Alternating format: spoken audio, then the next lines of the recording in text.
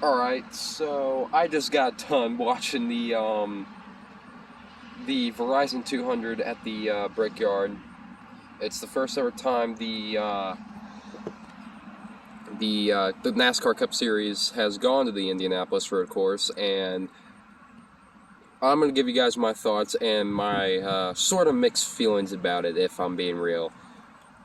Um,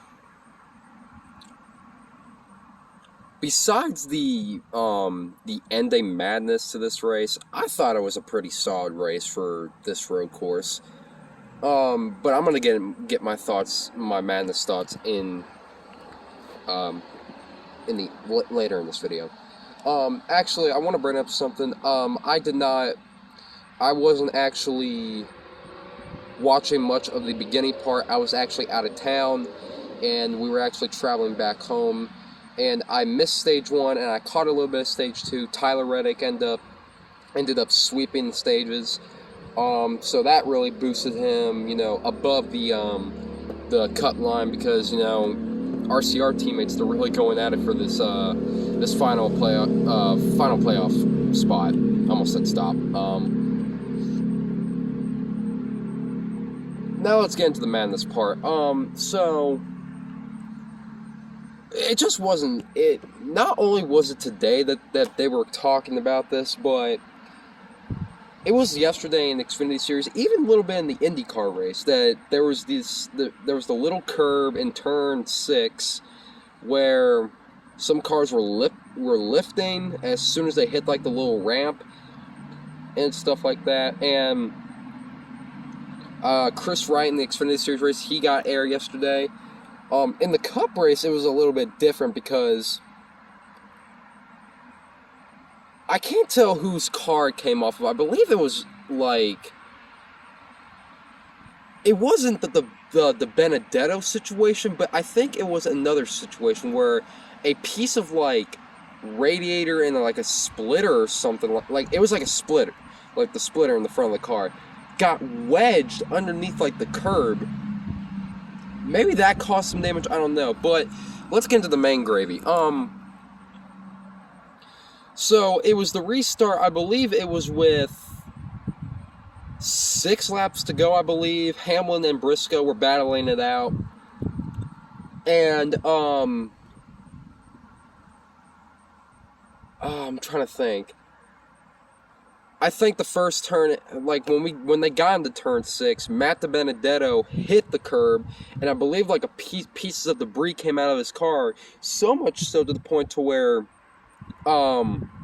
Truex actually spun out and hit the wall. Granted, there wasn't a caution; he was off course, and he was able to get back going. But then the next time comes around, not Blaney, Hamlin, Briscoe, Larson, they get through fine. Here comes William Byron and Kyle Busch. They both spin out. It's like an accordion effect.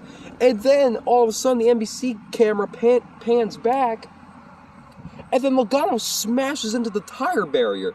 Like, I'm sounding like a little kid when I say this, but that was insane.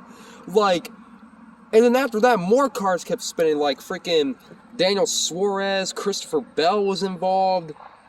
Who else was involved? That's all I could think of right now, but Logano took a hard shot. He was okay. He actually said that the hit didn't really hurt, which is good, considering, the safety of these cars and stuff like that. But, that was just violent, man. And they had the red flag the race and all that. And, speaking, I'll get to NBC in a minute.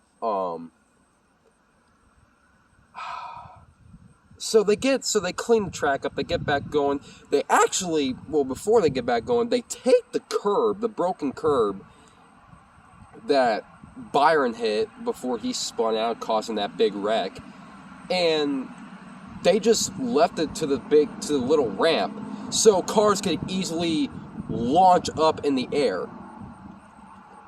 And I was afraid that was going to happen. And on the restart, here comes Michael McDowell. He hits it. He spins out. He gets hit by Austin Dillon. I don't know who else was involved in the wreck, but there was like a few other cars. Austin Dillon. Well, I already said Austin Dillon. Mainly the two cars were Michael McDowell and Austin Dillon. That's going to hurt Dillon. He's below the cut line for the playoffs. Jesus Christ, man. That race was chaotic, and I'm going to keep it real. I kind of liked it. And, but going back to NBC,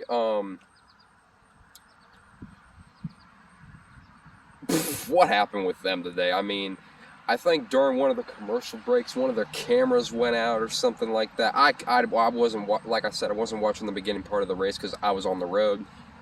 And, man.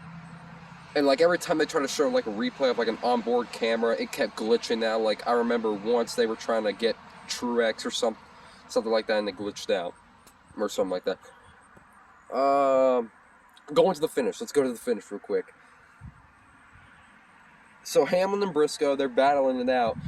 It looks like Hamlin, like, may have nudged Briscoe off the track just a little bit. And Briscoe, he tried to get back out in front of Hamlin, but you can't do that. That's a cutting penalty, so technically Chase Briscoe had to serve his penalty. But as soon as Hamlin got back out in front of him, they're going through the turns. I believe it was turn 7 that they were exiting out of. Briscoe dumps Denny Hamlin. So, well, Briscoe gets penalized. He dumps Hamlin, and technically AJ Allmendinger is the leader. So Briscoe has to go and stop and serve his penalty. And then AJ Allmendinger, out of nowhere for Colleague Racing, gets his second career Cup Series win at the Indianapolis Road Course. I'm not that big of a Chevy guy because I'm a Toyota fan, but that was awesome seeing AJ win. Like, that was pretty freaking sweet. Like,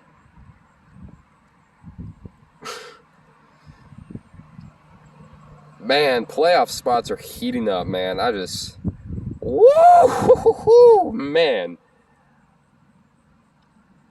I don't know. Like, we got Michigan left, and then we got Daytona left. I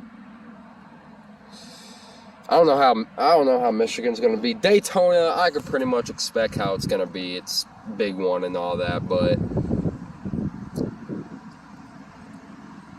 wow, man, that was just a crazy race. Like, I wouldn't call it a I guess I call it a cluster, to be honest. But besides, like, the whole cluster at the end, it was a good race. You know, it was pretty fun. But congrats to AJ Allmendinger.